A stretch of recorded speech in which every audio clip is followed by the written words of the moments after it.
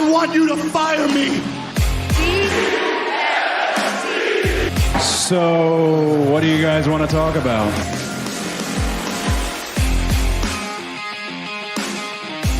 What's up, everybody, and welcome to Elite POV, where it's podcast time, and you know what that means. And thank you for joining us for a special show this week where we have a pretty cool announcement coming up. But first, allow me to introduce myself and my great co-host. So my name is Phil Cataldo. You can call me Philium, alongside the best producer in the game, Mr. Kyle Masters. What is up? Currently producing on the fly, so go right to Jackie. Yes, and the draw, Jackie Rodriguez. How hard did you have to try not to laugh at me stupidly counting down with my hands and realizing that I can't put this finger down? It was like...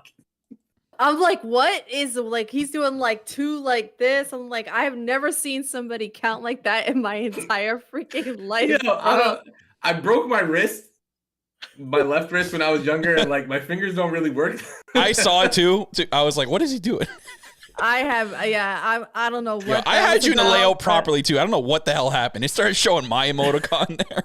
I'm cracking up because he's like the best producer ever, and then I'm like, Phil's not even in his spot. What a time to say I don't that. have this show up. Yeah, I don't have this show up. Literally, it had my emoticon in your spot. You weren't even there. Still the best producer for me. He's still putting Kyle over. That's real friendship. Hey, thanks. You know what I'm saying? What happens when you don't click the Twitch thing as you're going on? if you don't gas your friends up even when they're not getting it right, you're not a real friend. I'm a Jets and a Knicks fan, okay? All I do is gas up my friends when they're not getting it. I don't know what that means. Yeah. I don't know what success looks like. Is that hockey? No, don't care. Exactly. But welcome to this great show that we have for you guys. If it's your first time listening, welcome. We do the show every Friday, usually at 7 p.m. Eastern. We're going on a little bit later because we have something cool happen right before, which we'll get to in a second. Yeah. But if you guys like what you hear and you want to support us, patreon.com/Elite POV. We got some great stuff over there. Make sure you go and check that out. Also, shop ElitePOV.com. Get our great merchandise. We're going to go through the store, kind of move some stuff around, but we have some great stuff up there for you guys if you like it. And if you just want to support us by watching the show, youtube.com/Elite POV. Shout outs Twitch.tv. Sorry to interrupt you. Shout outs to Anthony. He's waving in the YouTube chat. Hi, Ant. Hello. Hey, Ant. What is up? What is up? Yeah, he put "Where's Phil" when I was editing. Listen, the fun part about this show is we know we're a mess, but that's part of our charm at this point. Yeah. All right. So I don't want to waste any more time. So we have some big news for you guys. If you haven't figured it out. If you haven't figured it out, Kyle is not good at being subtle whatsoever. I was too excited. We're too excited, okay? But right before we did the podcast, we were lucky enough and to get the opportunity to interview not only Ty Mello, but Sammy Guevara at the same time. We got to interview Ty and Sammy. Woo! That interview will be up on our YouTube channel tomorrow, which is Saturday if you're listening to this later. February 25th. It'll be up midday at some point for you guys. We had a great interview, a long chat with them. Sammy and Ty are great, right? They fucking awesome. They talk about listening to our show right in the very beginning. So you definitely you could prove right there that we weren't just gassing it up. The AEW does listen to us. We didn't say who. Ascended. I will put my head through a wall before I interview Jeff Jarrett. Yeah. All right. But so we're very excited for you guys to hear that. They talk about a lot of great stuff. They talk about the All Access show coming up. Ty talks about the street fight. Sammy talks about blood and guts. They talk about some personal stuff. It's a great interview. Definitely make sure you guys put the notifications up on YouTube so you do not miss it when we premiere it tomorrow. Yeah, it'll be premiering tomorrow in the afternoon at some point. I still got to do a little bit of editing to it tonight because we had to use Zoom, and I fucking hate Zoom. I want to burn Zoom to the ground after what happened today. So shout outs to Ant, big shout outs to Ant because it accidentally used his PayPal. Yeah, it's weird how these apps and stuff that we use, like even if you go in and you change the information, it still will like revert back to the old, like how you set it up. It's weird. I don't understand it. Yeah.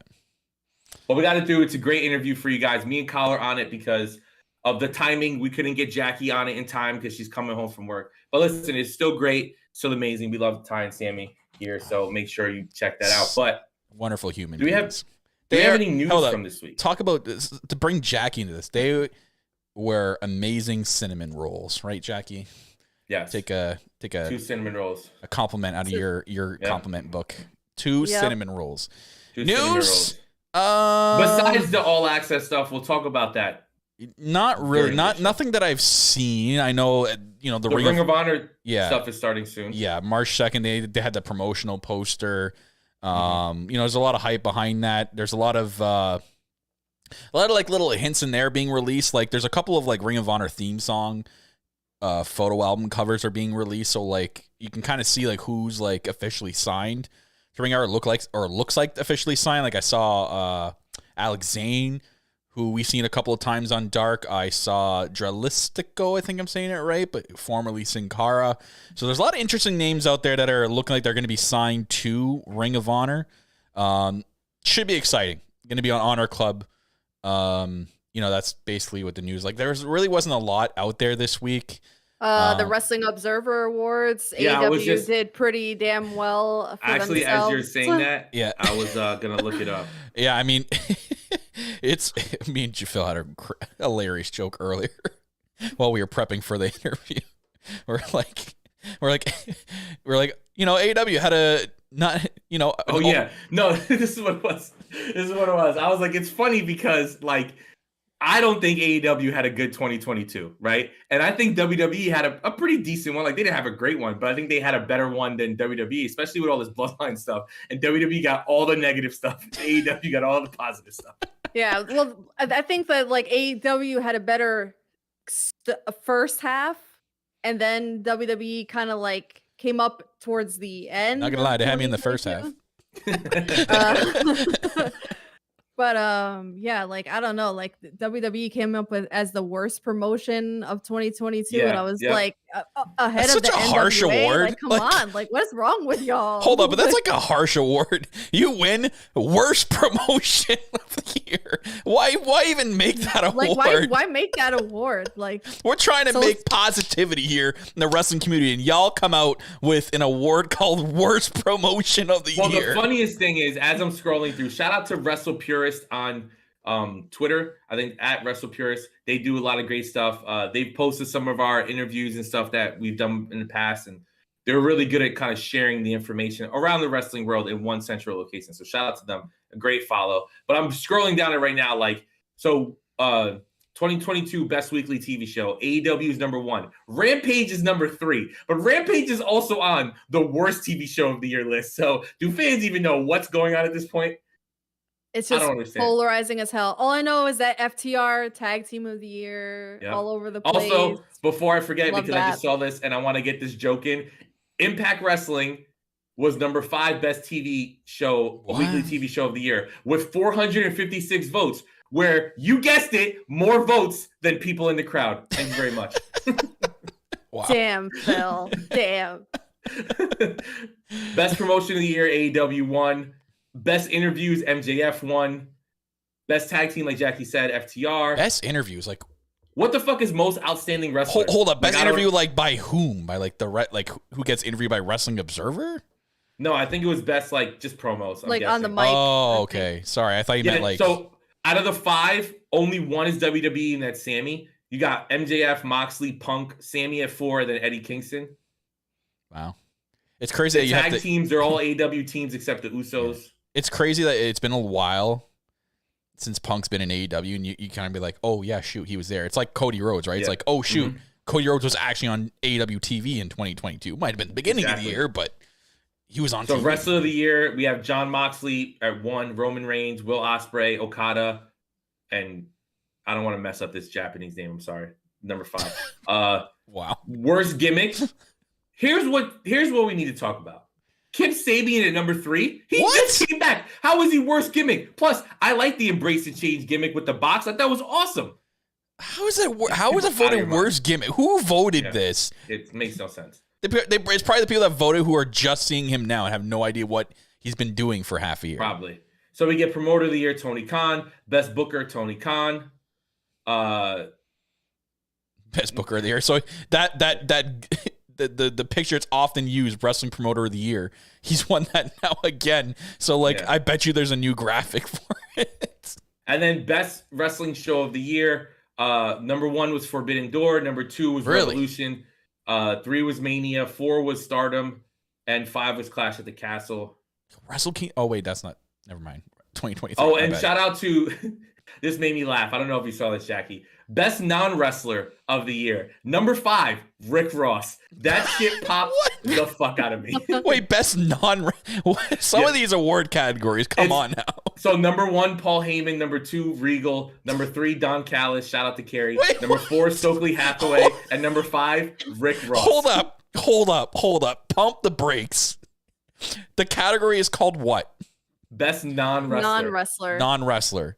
Mm-hmm. Okay. Paul Heyman's never wrestled before. William Regal's wrestled before. I think it's still considered manager. It's a manager. But Rick Ross manager.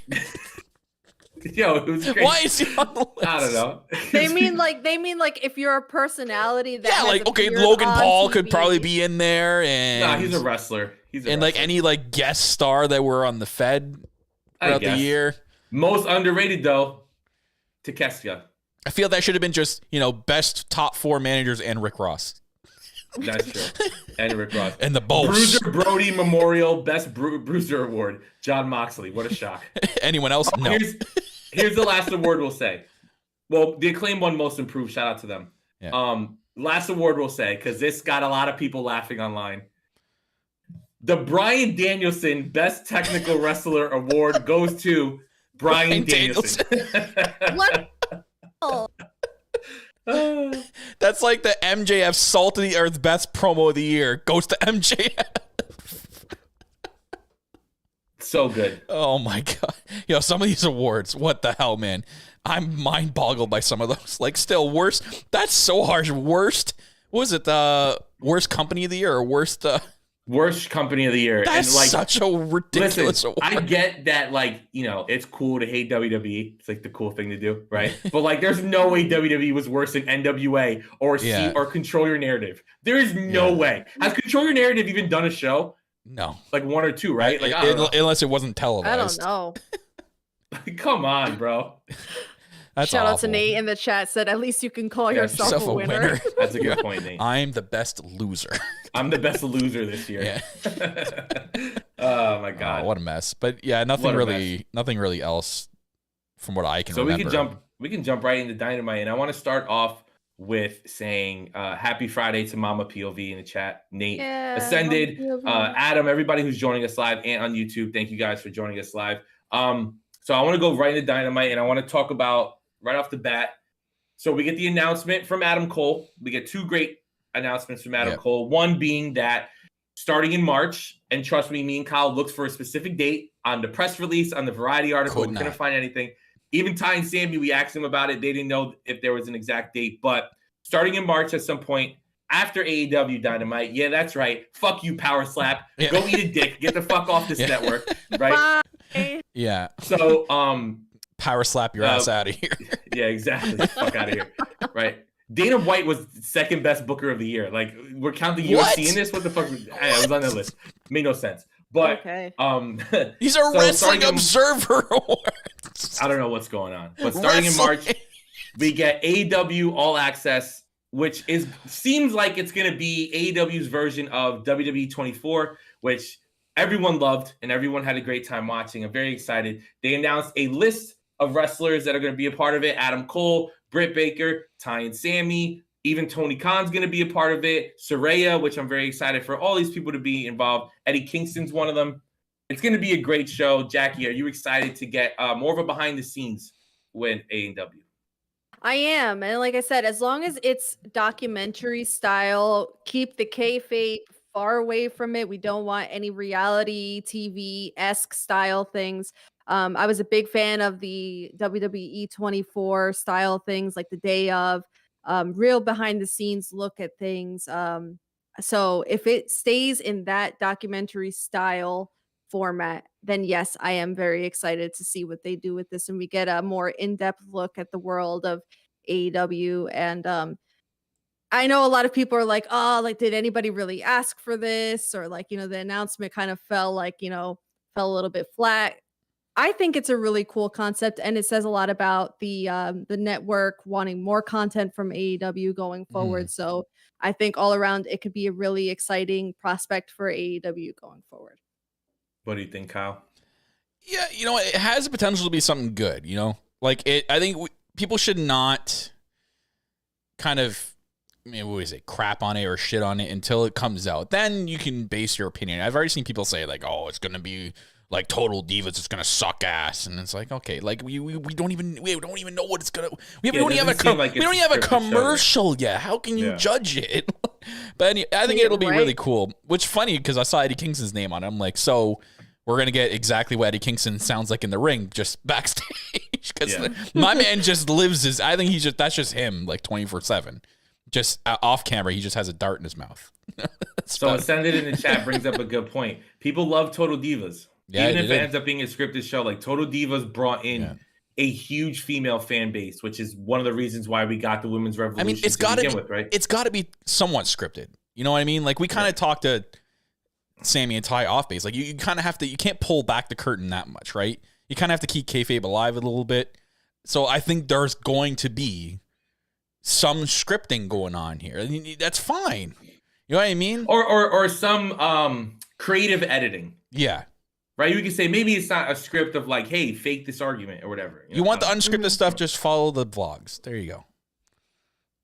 Like most of the time those are unscripted. I just want it to be like because the pitch of the show is it's gonna follow these performers from week to week, right? And hearing Adam Cole in the promo segment talking about that he's gonna show like what he went through in this whole time of recovery and stuff like that, what him and Britt had to go through. So I mean, they filmed already.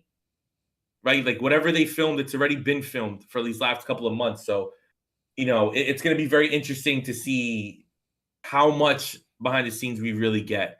But I am very excited about it, right? Obviously, we're all, like I said, all fans of 24. As long as it stays like that. They're promo teams, right? If they're going to be using a lot of the same promo teams and that kind of stuff transitioned into the show, we know that AEW does a fantastic job at promos and vignettes and all that stuff.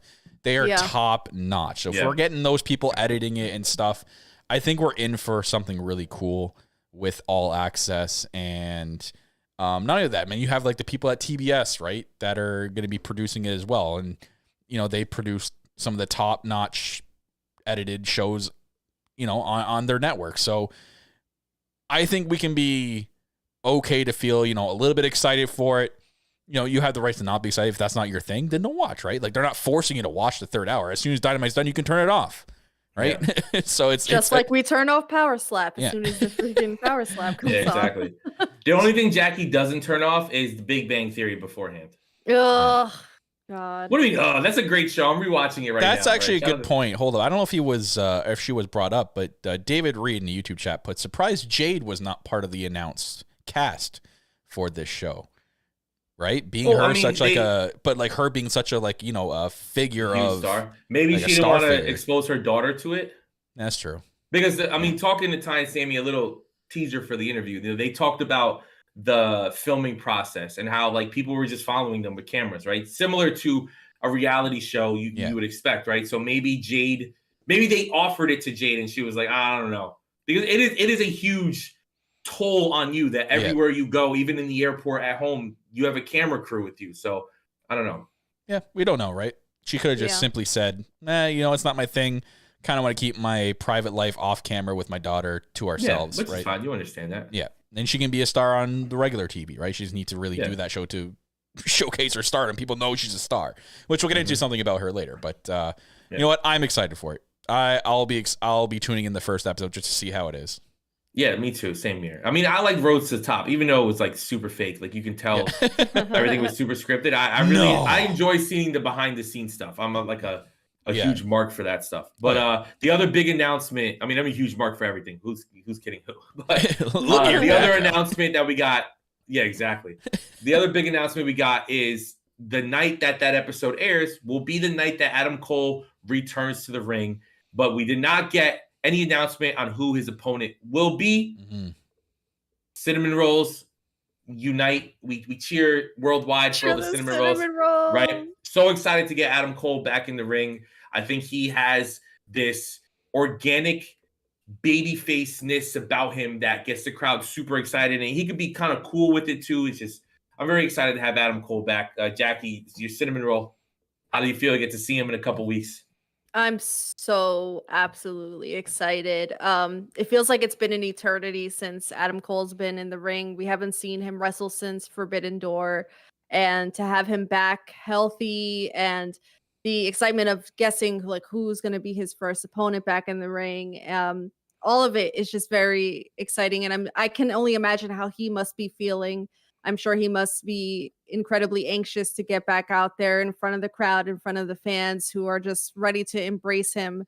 And yeah, it's just a very exciting prospect to have him back full time. And I'm wondering if we get him in a match for Revolution, maybe. Maybe, hopefully, right? Cross our fingers. Kyle, I know you're a huge Undisputed Era guy, Undisputed Elite guy. Are you excited to see him back? Yeah, Adam Roll, baby. Oh, no. Adam Roll. Oh, my God. Somebody needs to make that like an image, like a cinnamon roll, but like going like this. Adam Roll, baby. That'd be on Pro Wrestling Tees tonight if we had a connection. But yeah, it should be exciting. It should be exciting to see who he faces coming back. Are they going to take it easy? Like, are they going to feed him someone, maybe like a dark talent that's been, having a lot of dark matches and get a little bit of a TV showcase match? Are they going to feed him right into the wolves and we get like a really, big match? Like someone mentioned Takeshita in the chat. Like, what if it's like, Takeshita at the back? And you really have to think about it, right? I think most likely it could be someone from Dark because, like, a lot of people that you kind of want to see face are kind of tied up at the moment.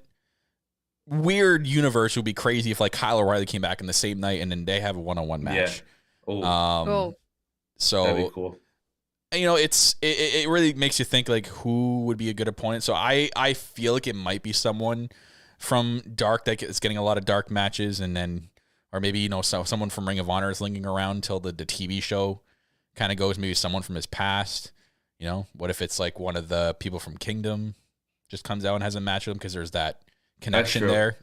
Yeah. If it's Matt Taven or, what? I'm pick. That's my pick. It's going to be someone from Kingdom. It's going to be Matt Taven or Mike Bennett. Or Bennett. Give me Mike Bennett, man. Yeah. God, I love Mike Bennett. Mike Bennett's such a great follow on social media, too. He put out a great video either today or yesterday. Talking about some stuff, which definitely want to make sure. But yeah, I'm super excited. Adam Cole's coming back.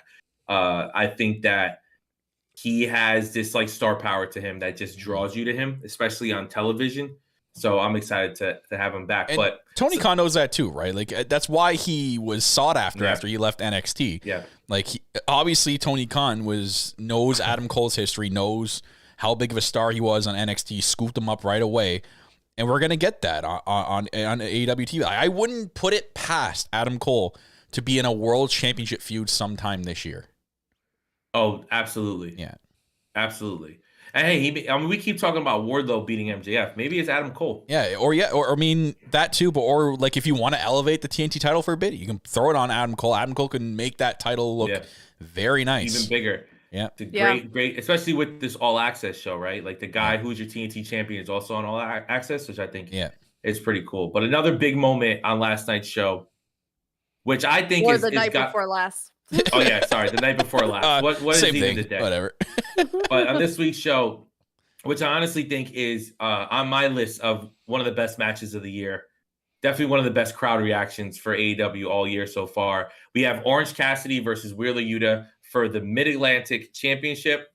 All Atlantic Championship. The Mid-All-Pacific Antarctica Championship. I was saying mid, thinking if I say all, Jackie's because it's mid. It's Mid-Atlantic. But I guess it's because it's a Jackie loves yelling at me. Jackie's favorite thing to do is to scream at me. So the All-Atlantic Pacific Antarctica North Pole Championship. So the All-Atlantic Championship, we get Orange Cassidy versus Wheeler Yuta. They're telling a great story. I just thought this match was just a fucking banger. And this is what I'm talking about in regards to the way AEW starts the show. We talked about it last week. We're starting with the Jeff Jarrett match, right? And how it kind of took the crowd out of it. And look, Jeff Jarrett was on this week's show and he won a match, fucking put my head through a wall. But like, you didn't open with it. So the crowd was still able to be hot and stay hot throughout the show. But Kyle, what did you think about the opening match from Dynamite? Oh man, so good. That's how you open up a show, man. That's how you get people to tune in. If you start off fire every week, people are tuning in to say, okay, what fire match are we starting off this week? Or what match is going to start? And are we going to get a banger like the one we saw last week? That's what you got to do. That's the perfect formula to start off a pro wrestling show. And they did it this week. That match had it had business being good, but no business being pay-per-view. That was a pay-per-view level match that we got on Dynamite this week. Those two absolutely killed it. And man, they left you on the edge of your seat at the end, making you think like, oh shit, like is Wheeler Yuta like becoming double champ? Because like there were a few times at the end I'm like, oh, okay, well, what if? Like I had the what if things coming out of my mouth. So it was a great match. Fantastic opening match. And the whole like with Claudio thing, right? Like that was freaking hilarious. Yeah, Claudio coming out twice. Daddy Claudio coming out acting like the dad that he is. Slapping Wheeler in the face. Wake the hell up. Get the freak back in there. You're in a Blackpool Combat Club. Stop lollygagging around. And I love that. Which is hilarious. Yeah. And they made mention of it on commentary, and that's, ask Phil and Jackie here, it's exactly what I'm like, tell me they don't listen to Elite POV, because what the hell did we say last week on the show? Make us care about factions. What do they do in the opening of this week? Make us care about the BCC. And it happened throughout the show. They made us care about the factions. Yeah, they absolutely did. Jackie, what'd you think? Oh my God. You guys were, kind of getting at me about that match because you were saying like, I have to stay quiet for these matches because I think it was like, they opened with about 20 minutes they went on that match because they just let them go all in. And it was quite the redemption from last week. And the story that was being told, because obviously there was the history between Wheeler Yuta and the Best Friends. And, man,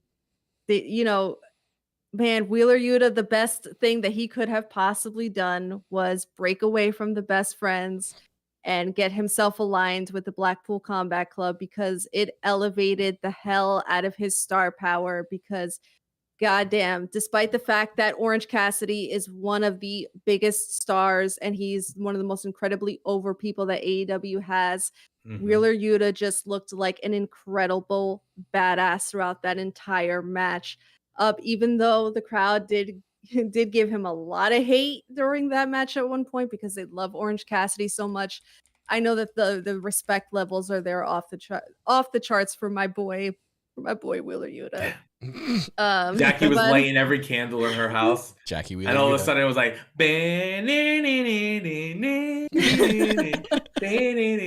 oh my God. But I just love how by the end of it, he really brought the intensity out of Orange Cassidy. Like he spit his gum out at his face, and then freaking, Orange Cassidy like spitting back at his face, and he had Orange Cassidy to like suplexing him. I mean, like I could go on forever because the opening match was just freaking fire. But I want to see more of that from both of them. If they want to continue that storyline, let's just freaking go, because Killer Ray to open Dynamite. So Carrie, a huge Orange Cassidy Best Friends Wheeler Yuta fan, just messaged me and said they were actually 2 minutes away from being a draw. Wow. So that's incredible. Insane. That's incredible, right? Because, when's the last time we've seen a draw, right? In AEW? It's been a while. It's happened. Yeah. And I honestly thought it was going in that direction. It looked like it. We get the stuff afterwards where like Orange is trying to hug him, Wheeler Yuta pushes away. I don't know. Maybe this is a long. I don't want no damn hug. Claudio was like, no, none of that. Get your ass no, over son. here. No, come here. Yeah, come here. We don't do that here. Don't hug strangers. No. Yeah. I didn't teach you to do that. Yeah. So now the next thing that I want to talk about is something that I actually took a phone call, didn't get to watch live. Oh. With all the hype of today with the interview and stuff. I never went back and watched it. So we get the women's segment. We get Sky Blue versus Saraya, and it actually happens in the first hour. But it didn't go the way that a lot of fans would have wanted it to go. Kyle, you were the big Saraya fan. Tell me what your thoughts on this whole segment was. It was great that it was in the first hour. I mean, we were running it close with the 50 mark, but that's because the first match. That's fine. We're still getting a first hour women's match. Can't complain. It was, you know what? I saw what people were complaining about. Sure. I disagreed with them. I thought it was a good match. And they told the story what needed to be told after. And we got what we got, right? We had, they were going to draw an L on, that's their thing, drawing the big L on Sky Blue. And then we had the save from Jamie Hayter and Britt Baker. And then Ruby came out, and then she told them to split away, points at Jamie Hayter and says, I want that damn belt. Which I was like, oh, okay, Ruby versus Jamie. All right. And then later on, we get the announcement that Saraya's added to it. And I saw people like shitting on it going, oh, why is Saraya being added to it? I'm like, are you not watching what's going on right now? Like, are you just going, oh, well, why is Saraya in there? I don't get it. What do you mean you don't get it? It's the stories told every week on TV. Watch the TV and you know why she's added. Fucking idiots. Croutons, man. God, piss Stop me letting off. Twitter give you I know. opinion. I'm getting agita freaking reading Twitter, man. Just gotta stop doing that. No. I was saying that to other people. Stop letting Twitter form your opinion. Yeah. Watch the show. Yeah. Watch, then you'll know why. Yeah, because clearly it's going to end in some bullshit, and then that's going to be where probably Ruby joined the ex-WWE team. Because we know where this is headed, right? Yeah. We're getting it, right? We're going to probably get blood and guts, hopefully. So, like, we got to tell the story. Mm-hmm. It's going to happen. And, hey, we were talking about last week, like, oh, is Jamie Hayter even going to be on Revolution? It's great to see that they get their own match, and it's not a tag team match like we've seen before. It's going to be a fun triple threat. And also, it helps Saraya. Yeah, she's gonna have to carry a whole match, with just her and another opponent. I don't care where we get Saraya. I'm just happy we get her. Yeah, and then and now you have you're gonna get more. It's obviously it's triple threat, so there's no DQ, right? So you're gonna get the involvement from Britt, obviously. You're gonna get the involvement from others too. Then this is probably Tony Storm, and we said it weeks ago on the show. Like this is probably gonna be the match that's gonna set up blood and guts. Something's gonna happen in this pay-per-view where it sets up blood and guts. This is gonna be it, guys. This is the match. You have a triple threat. There's no rules. We're going to get everyone that's going to be in the blood and guts match involved in this match in some way. Bing, bong, boom. That's why it makes sense. Bing, bong, boom. I couldn't think of anything. Jackie, what did you think of this? No, I mean, overall, it served its purpose. It was really, it was a bit of a filler match just to kind of push the storyline along. And sometimes you need those. Shout out to Sky Blue hitting a little nod to AJ Lee in that match. Black overall, Widow, baby. Yeah, so throwing that, we know the history between her and Saraya, or formerly known as Paige. It's hilarious too because Sky Blue is wearing Chuck Taylors too. So there's so much callback in that spot. You see it. You see the callbacks. We like a good callback here.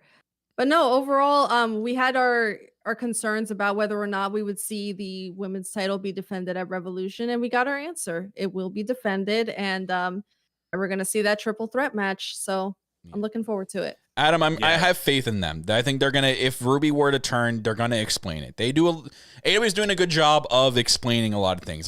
People were really confused as to why Samoa Joe cut Wardlow's hair. Eventually they explain it. So I have faith that they will explain the turn if there is a turn.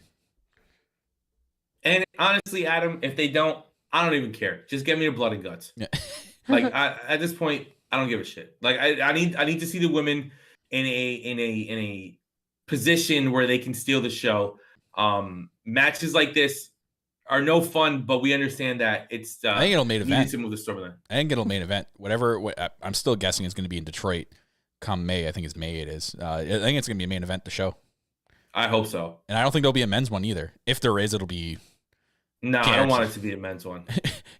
Our boy Sam is going to be in 3 straight blood and guts matches because it'll guarantee involve the J.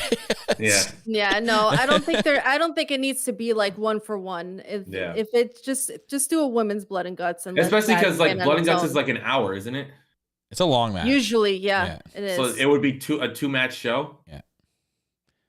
I don't know. No. Maybe they'll do it after Revolutions. This Revolution will be a 47-hour show. It'll just bleed into Wednesday. We're moving the press conference till 10 a.m. Wednesday because we're having blood and guts, baby. Oh my god. So Ascendant brings up a question. With Thunder Rosa on her way back, if she joins, which team would she be on? She's still unsure. I don't think she's joining yet. She's just on commentary. Yeah, Spanish commentary and just being there, being part of the travel and, just being there and probably, giving her advice and stuff. I don't think she's coming back then. I mean, she may. She does. I don't think they're going to throw her into Blood and Guts. No, in a huge theoretical, I would think she would be homegrown, but but I don't see her being involved in it. You know what? I don't know. Well, they can't figure out what to do with Jade because clearly Jade's not on TV anymore. Freaking have Thunder Rosa go after Jade. Why not? Because clearly they have no one else that can beat Jade. And if it's not Thunder Rosa, you know what? We just interviewed her. Ty Conti. Give Ty Conti. Please. We know AEW, know you're watching. Ty Mello. Sorry. It's because what we were talking about, and I'm still remembering that because of how messed up that was. Ty Mello. Ty, don't kill me. I'm sorry. She's gonna kill me. If we ever see her in person again, she's gonna slap me across the face, and I'll accept it. But give Ty Mello the title shot. AEW, give her the title shot versus Jade. She's hungry. You'll see it in the interview tomorrow. Yes, please put her in bigger moments. She had a great street fight, right? She was on the losing end of it, but I think you can kind of build. You need to start building these other women up. We're getting this great feud with Blood and Guts, but like there's other stuff going on in the company too, especially with Jade. Doesn't seem like Jade's there's gonna be a whole other title. There's a whole other title. Please, and with Rampage getting better every week, you have more than enough opportunity to kind of shift this storyline to Rampage. Maybe 1 week you see some cool stuff with Jade on TBS, considering she's a TBS champion. But I don't know. I like to make sense out here. Yeah, but hold up. And like the JS are a main part of TV almost every week. Why they got no titles? They got no titles. Give a title to Tay. Make us, make us care about factions. And we could talk about the JS in this aspect of. So 2 segments happened last night. One, the JS was in the match. People not happy with the ending. The other one involved Chris Jericho in a promo where people not happy with the ending. Okay, so I want to talk about the match first. So we get the huge tag team battle royal. Shout out to Aussie Open being in there. Hey. Their contracts ended with New Japan. Hopefully this means that they're being able to come in, and hopefully this means we're definitely getting FTR back because I would love to see another match between FTR and Aussie Open. I know Jackie would be very excited about that. But, so we get this tag match, and as the 3 of us are watching it, we're like, fucking Jeff Jarrett's going to win, isn't he? And we just see it. And little by little, people get eliminated. And we're like, we need to prep ourselves. Yeah. You know what? Jeff Jarrett's going to fucking win this match. Halfway through the match, we're like, you know what? We're going for Jeff Jarrett because now we can't be disappointed as much. Yeah, we can't be disappointed. We know what's happening, right? It was like, we're like bracing for impact. And then, of course, it happens. And we're like, oh. Jeff Jarrett and Jay Lethal win. Oh, like still deflating balloon. It doesn't matter how much you prepare yourself for it. It's still like the womp womp moment of the freaking night. Ugh. Like I all know the freaking tag team talent, in AEW, and you still want to do this to us. They got nothing to do with the story. Leave them out. Like, why do they have to be in there? How many title shots does Jarrett need, bro? He's just fucking Jesus. We can have a show without him. Put him on the buy-in. Oh my god! And what sucks the most is every time Jarrett's on TV, he pops a rating for them. So it's like, fuck. It's a GFW fan base that he had. Oh my god! They're always watching. Not the global force. Oh yeah, the global force army is strong, brother. Jesus Christ, bro. So you understand why he wins, but it's like, I don't know. Like, what kills me too is that there was so much shenanigans at the end of that match with Trent being the last man in against them. And I'm like, wow, they're giving me like this like little glimmer of hope that maybe, just maybe, they're gonna finally do right by the best friends. For once in their damn lives, they're gonna give the best friends the rub. And no, they just they let me down again, and they freaking hit us with that freaking Jay Lethal and Jarrett. God, I hate that's like nails on a chalkboard. Yeah, no. When are y'all gonna let best friends get a damn shot? Like when? Never. Oh my god. It is If not, put them on Ring of Honor and make them the tag team champions. Because, like, what are they going to do at this point if they're not being put in the tag team title role at this point? Like, please. People and they are get a huge screaming pop. for The this. fans are super into them, right? And they just throw it away. It's just like, whatever. But the other thing that's disappointing that we could talk about, we have Ricky Starks come out, cut this great promo. You know, I'm done with the JAS, all this stuff. He has something in his pocket where we're excited. What is this going to be? Then we get excited because he goes, this is an open challenge. And my mind starts going, knowing that Jay White just ended his time in New Japan. Oh, shit, maybe this is how we introduce Jay White, or maybe this is how Adam Cole comes back to the ring, right? Or whatever, right? There's all these ideas going through our heads. Peter Avalon's music hits. No. Oh, Jericho's first, right? Jericho's came out, and you know how much Phil loves Jericho's theme song. Oh, loved it. Sings it at every event. Oh, so much event, right? But so Jericho comes out, talks his shit. I don't want to fight you. Ricky's like, cool, I don't want to fight you either. Get the fuck out of here. Get out of here. Your fucking spiky outfit on. Yeah. And then Peter Avalon comes out, which I didn't even recognize at first because he cut his hair. Yo, what's up with that? He's got like a teenage boy haircut from high school. Yeah. Like, is he going through a midlife crisis? What's going on there? I don't know what's happening. He looked like Dolph Ziggler when he let his hair be his natural color. Damn, was bro. Short. Remember that? We're like, who the fuck is that? Yeah, I mean, he teams with Ziggler's brother, so maybe I don't know. Oh, Ryan Nemeth? Yeah, but even Nemeth's hair is like blonde, so I don't know, it was weird. It was just a weird thing. Shout out to Ryan Nemeth, though, because sometimes his BT skits are freaking hilarious where he's like talking to his dogs. Yeah. And like he's like getting the reactions from them. Yeah. His skits are always fucking weird as hell, but some of them are hilarious. I love when he's talking to his dog. When he's talking to his animals, I sit there and pee myself literally laughing because they're so funny. Because he's talking to them like they're like real humans and he's trying to tell them about their problems and their dogs are just being animals. So with all this being said, we get the end, which is like another Jericho and Ricky Starks match. And we assume that there's some stipulation added to it because of the way Ricky smiled after. Jackie, how just over the moon excited are you to make a sandwich during this match? Because that's what I'm doing. Can we do like a live stream of us just making food during this match?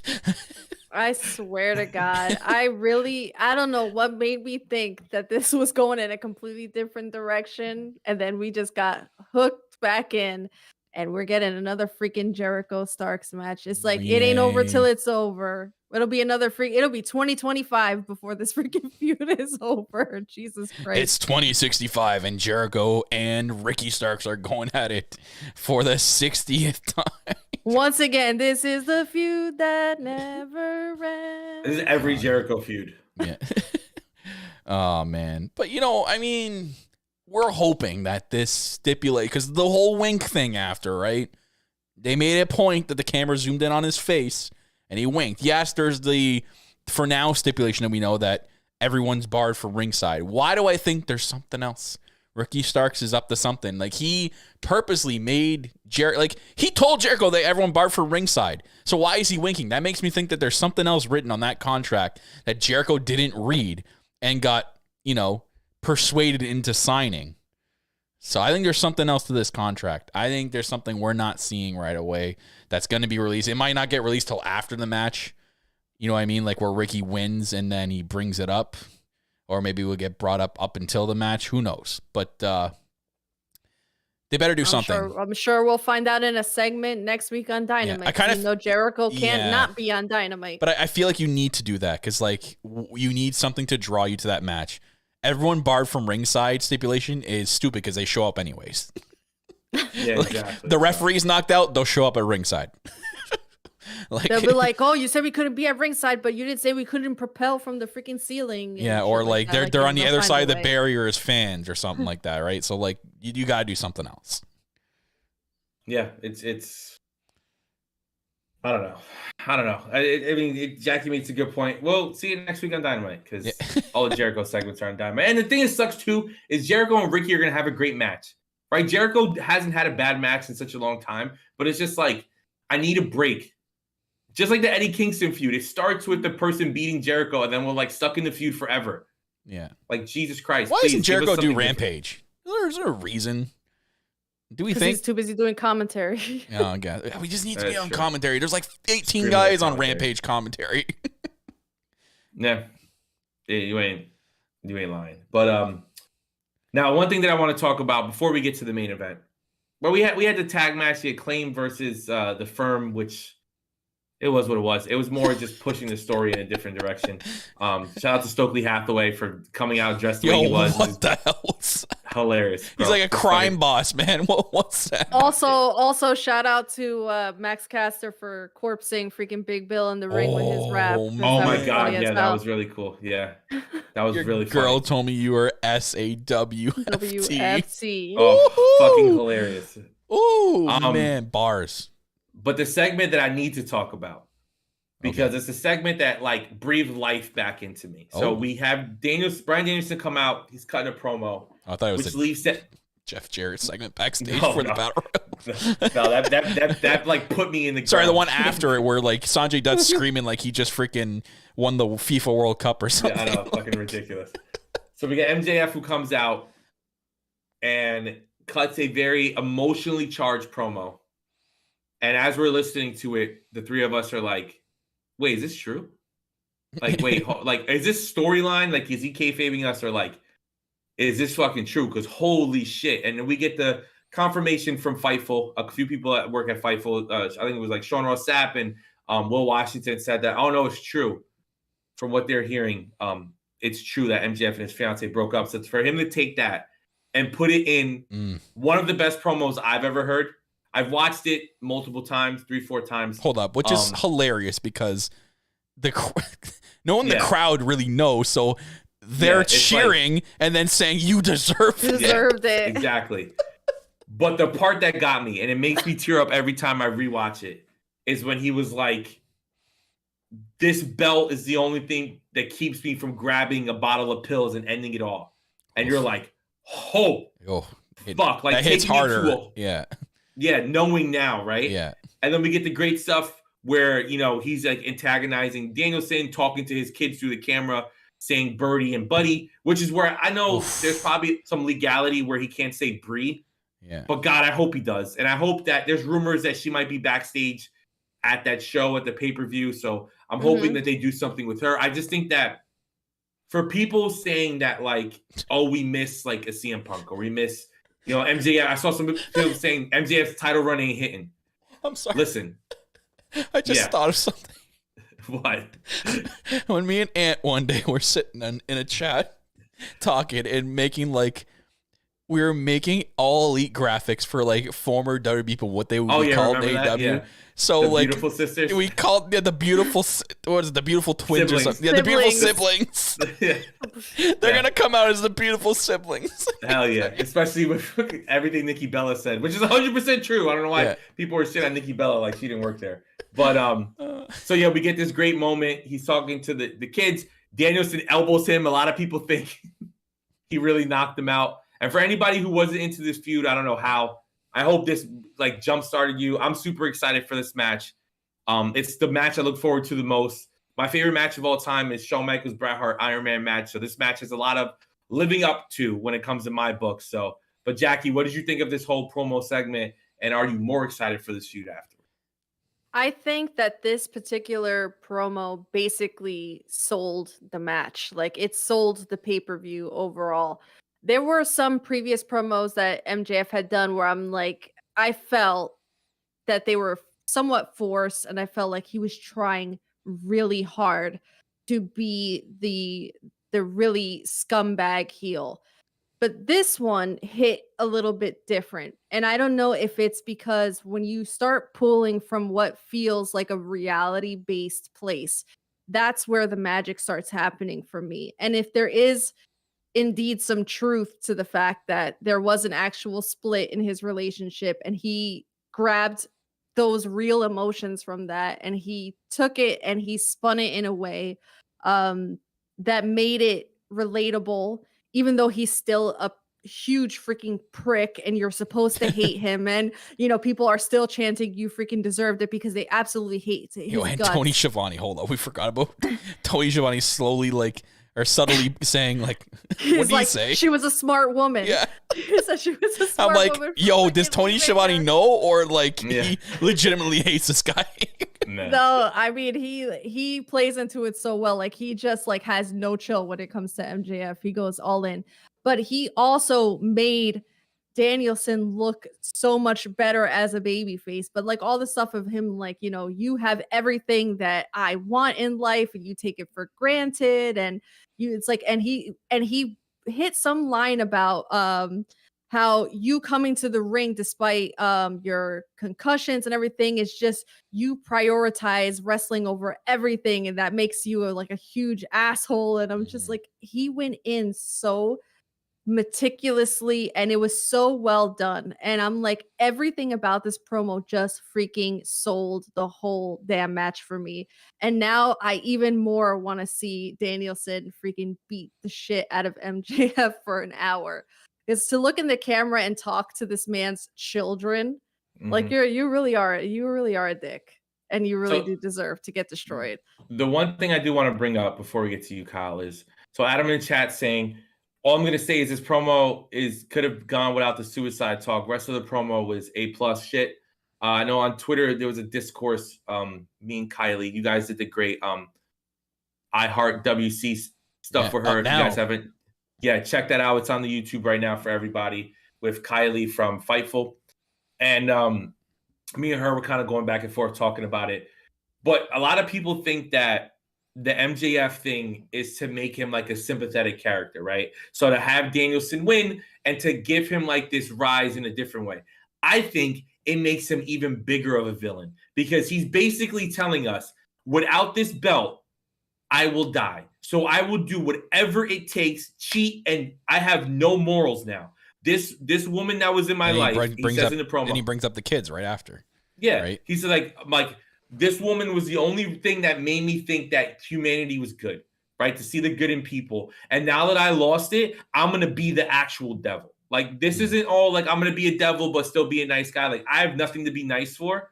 I'll attack your kids. I'll attack your wife. Whatever I got to do, this belt is staying with me. And I love that it makes him an even crazier heel. As he's talking, I just saw like you see Ric Flair highlights from back in the day when he was this crazy heel. I just felt Ric Flair come out of him when he was saying that of like, I will do anything to win this belt, which I thought was really cool. But Kyle, what'd you think of everything? I mean, I will add, MJF has proven to be a masterclass heel and someone that, will do a good job selling something. What if, not out of the realm of possibility, if they're not actually broken up and they did this on purpose to try to add that element to this feud, make it more personal, Maybe. They sat down and said, okay, Tony Khan, it's my chick. I'm MJF. We're going to do this. We're going to do this. Going to make it crazy. We're going to pretend like we're splitting up. We'll leak it to the dirt sheets that it's real. She's going to take out the stuff in her bio to make, you know what I mean? I would not put it past a guy like MJF to go to that length, especially after what he's done so far in his career, to go that far to do something like this. I wouldn't put it past. It's not a possibility. I'm still going to believe that, yeah, sure, it's probably true, but I wouldn't be surprised if it was fake and like he brings her out at the pay-per-view or something. You know what I mean? Because she's been on AEW TV multiple times. Have her attack Danielson. Yeah. Or something like I don't know. Or maybe something. Anyways. As for, amazing job to sell the pay-per-view, sell the match. Like we said in the chat, we were watching, like, damn, like, can we start this match like now? Like let's go. Like I'm fired up already for it. And they're going to do a good job with building more to it. And they're going to do a good job with the promo package now because of all the stuff we have for it. It's going to be an amazing Iron Man match. You know what? I brought up the conversation with Jackie and Phil in the chat. I'm like, so how are we booking this match? How is this going to go down? Is it going to be one of those Iron Man matches where it's MJF kind of takes over the entire match and Danielson builds up and just gets so close at the end but can't get it? Or is it the opposite way around where Danielson has like a clear lead and people are like, shit, we're going to have a new champion and MJF wins his way back? Or are we going to have one of those where it's tied all the way to the end and we go into overtime, just like Shawn and Bret Hart? Yep. So they can go a million different ways here, and it adds to the excitement for this match. of wanting to see, okay, how are they going to do this? Is this a first ever 60-minute Iron Man match in AEW? First one in a long time that has potential to be one of those talked about. Like we just mentioned Sean and Brett. They're probably going to want to make this match one of those matches where you think about Iron Man matches of the past and go, oh my God, yeah, remember Danielson and MJF from Revolution 2023? That was one of the greatest ones up there. You know what I mean? I think they're going to do a unreal job with this match, and I cannot wait for the pay-per-view. And I cannot wait for it to end at 5 a.m. and start that press conference at 6 a.m., baby, with my Tim Hortons coffee. Let's go. So we got Ant in the Twitch chat saying, does CM Punk come back? I think he does, but I want him nowhere near that title. I don't care, all backstage stuff aside. The dude has shown that his body cannot handle it. We've had to vacate the title twice due to injury stuff with him, because even without the Elite stuff, from what we're hearing, he still got hurt in the match with Moxley, so he would have had to vacate it anyway. But it's like, I'm okay with Punk coming back, but you got to put him in the feud with the Elite immediately. The only way people want to see.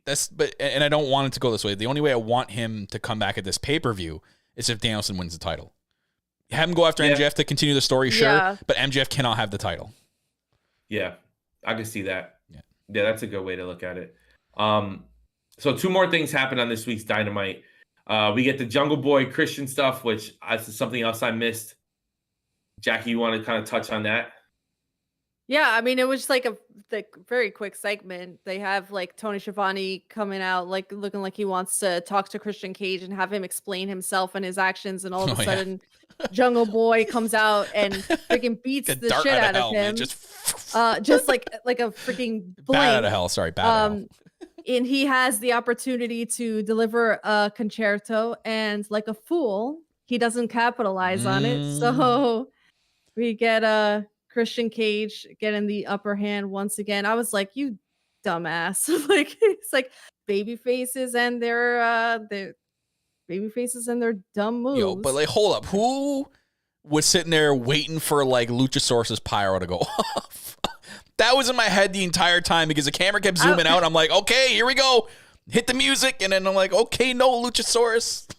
Yeah, I thought that was going to happen, like, at some point, that Luchasaurus was going to come out there. And then I'm like, no Luchasaurus. I'm like, oh, wow, Jungle Boy's going to really, like, stick it to him. No? Okay. I'm like, well, then you deserve to get, like, hit in the nuts. You waited too long, buddy. You waited. He who hesitates is lost. Thank you, Adam. He was thinking the same thing. Because they zoomed out. They had that like perfect shot where like Jungle Boy's going to hit him with the concerto, and they zoomed all the way out. I'm like, okay, here we go. I'm waiting. I'm looking for the pyro. I thought maybe like the flames are going to go up to scare the hell out of Jungle Boy. Something like that. And I'm like, oh, they didn't do it. He just waited way too damn long. So we got head booker Carey saying that Luchasaurus is injured. So there you go. Maybe oh my gosh, the trade-off: Christian gets injured, then Luchasaurus gets injured. Here's my sling. We'll trade. Yeah, we'll just trade at this point. Now, the last segment that we'll talk about this week is the main event of the show, which I think going into it, people had a lot of issues with, of like Moxley and Evil Uno. What is this going to be, right? We don't get to see them showcase Evil Uno as much as ever, right? We've only really gotten to see him as a tag team with Stu Grayson, and that was like what, a year and a half ago at this point, if not longer.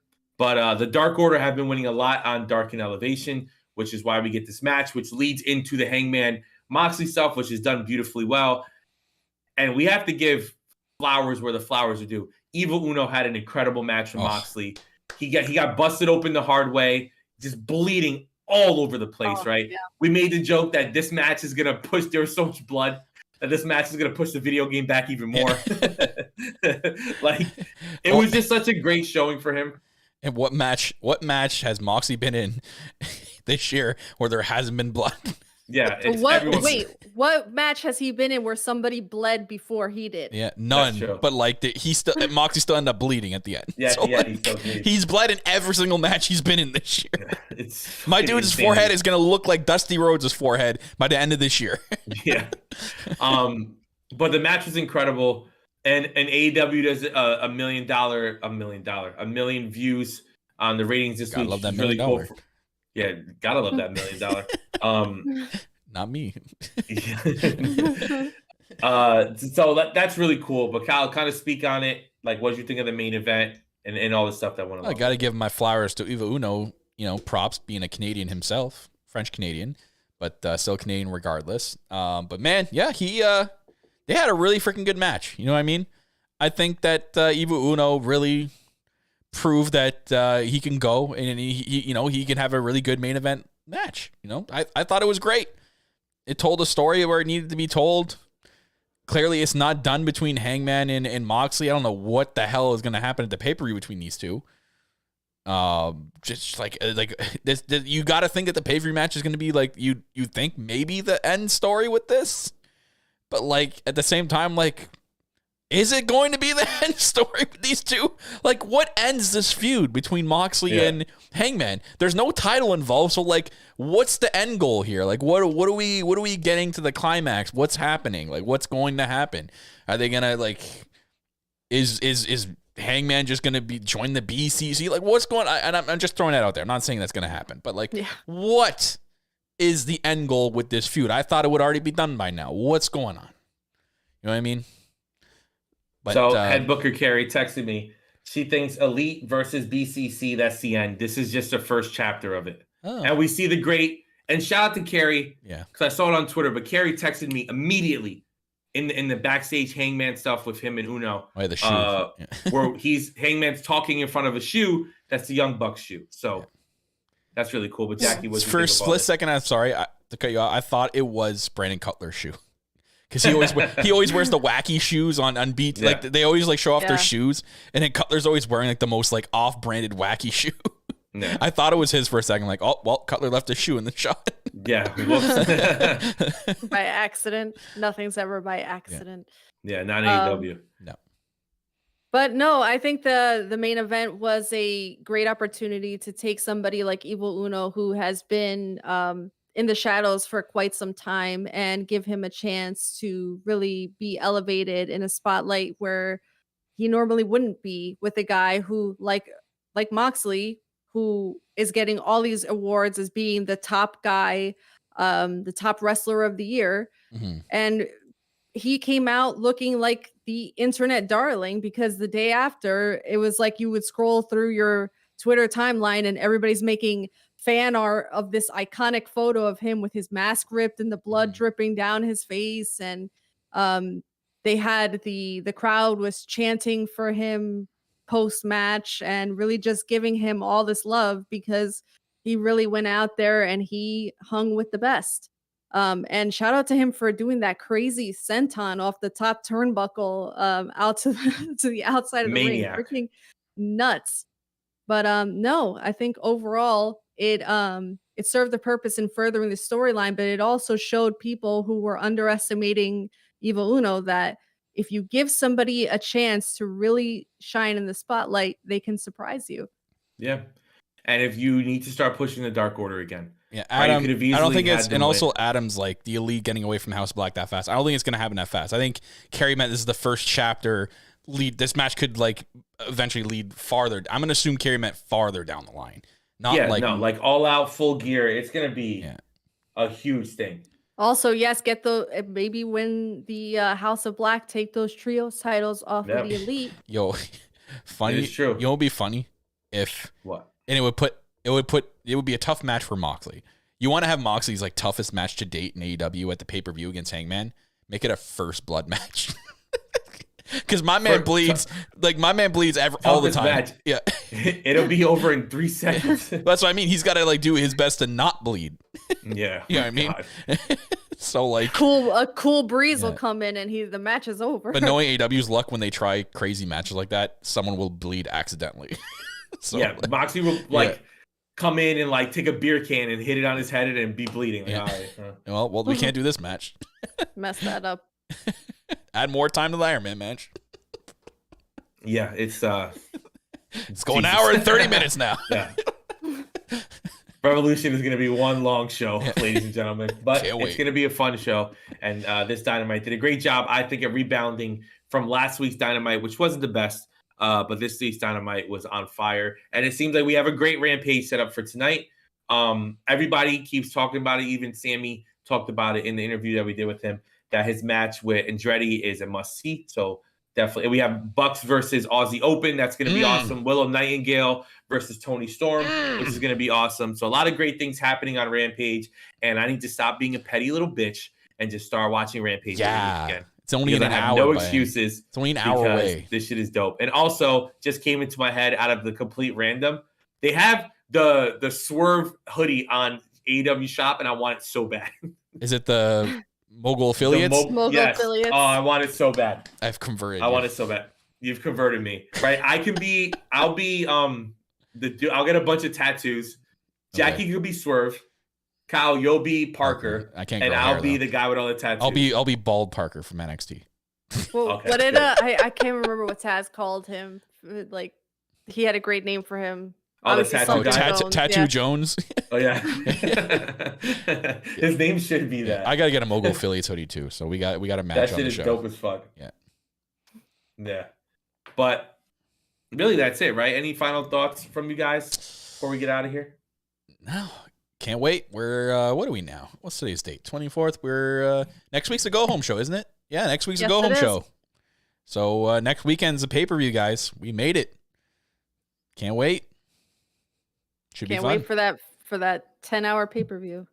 Which is insane because I feel like after Full Gear, I was like, oh my god, it's gonna be so long. Wait, that means next week's Dynamite and Rampage are both live because they're on different dates. And they're both at the Cow Palace, and they're not filmed the same. Like you can get tickets for both events. Ooh! So it's they'll be both live next week. Can't wait for that. Oh, that's gonna be awesome! And another reason I don't fucking watch Rampage. Yep. Yeah, they should make it at 7. Come on now. You know the fucked up thing is, before we get out of here, it's not like I'm not watching Rampage and going to sleep. It's like I'm staying up to like 2 in the morning. You know what I mean? I'm just not watching Rampage. It sucks. Anyway, so I need to stop being a little bitch and just watch it. Yeah, you West Coast people have it nice, but like it sucks for us in the East, and especially people overseas. Like, yeah, overseas it's like horrible 8 time. Yeah, they're like, time. Stop your complaining. Also, Tony Khan, be warned: the next time you make a fucking huge announcement and it's not the UK show, I cannot protect you from Carrie whooping your ass. All right, enough already, bro. Announce the UK show. I'm sorry, and like no offense, like it's whatever. It is what it is, Tony Khan. But like, if you're gonna put that out, make sure it's a. I'm not saying All Access isn't a big announcement, but it didn't warrant that graphic. You know what I mean? Adam Cole could have just announced it, like both announcements on the show. Surprisingly, you know what I mean? Yeah. It didn't warrant like, oh, that's an important announcement because you know what people are gonna think. Tony Khan, we know you're not dumb. We know that the fans online are either thinking UK show, streaming service, or something. You know, something of the ongoing trends that people are waiting for with AEW. So you can't. Are you talking about the new IWGP Women's Champion, Money? Oh God. I absolutely hate that song. I hate it with a pat. I hate it so much. I love it. I hate it so much. I love Jeff Jarrett. I know. I fucking love the song so much. And shout out to Mercedes Moné for giving the great honor of doing the Hana gear and stuff like that with the entrance. That was incredible. Mercedes versus Kairi Sane is a great match at Battle of the Valley. Make sure you find a way to watch it because it was a lot of fun. Yes. Money. And make sure you say that to yourself at all times a day. Money. You tweet at me, I'll block you. Quick, everybody go I will literally block you, and I will screenshot me blocking you. And I will at you with the Elite POV account because I won't be able to because I blocked you. Yeah, exactly. Well, thank you guys for listening to another episode of Elite POV. Wow, didn't even let us do the thing. We got to Britt Baker this shit. I'm still promoting other stuff. Oh, well, it sounded like you were like just signing off. No. I know I did. It's been a day. All right. Yeah, okay. Go ahead. Thank you guys for listening. And remember, we have the interview with Ty and Sammy coming up on tomorrow. YouTube.com/ElitePOV. Tomorrow we see the great graphic up for you guys right now. Make sure you watch that show. It's gonna also be up on podcast form if you're not able to watch YouTube. So we have that up for you guys. YouTube.com/ElitePOV, Twitch.tv/ElitePOV, Patreon.com/ElitePOV, shop ElitePOV.com. All the great way to support us. You see it on the YouTube show right now. We thank you guys for all the love and support while Kyle has to click all these things. I'm sorry for going I'm so like fast. Excalibur on here. Exactly. Well, thank you guys for listening to another episode of Elite POV. And remember, You don't need a hat to be a cowboy. Bye. And we'll see you guys next week. Bye. There's a voice that keeps on calling me. Down the road, that's where I'll always be. Every stop I make a new friend. Can't stay for long, just turn around and I'm gone again. Maybe tomorrow I'll wanna settle down. Until tomorrow I'll just keep moving on. Nice work, everyone. Sharp broadcast. Really good. Everyone on the floor as well. Really a lot of